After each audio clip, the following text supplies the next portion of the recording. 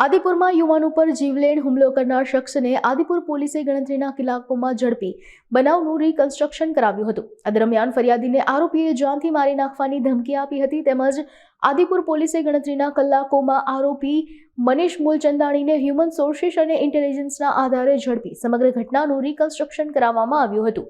આરોપીને ગાંધીધામ કોર્ટમાં રિમાન્ડની માંગણી સાથે રજૂ કરવામાં આવશે। આ કામગીરી આદિપુર પીઆઈ ડીજી પટેલ અને સર્વેલન્સ સ્ટાફના માણસો દ્વારા કરવામાં આવેલી હતી।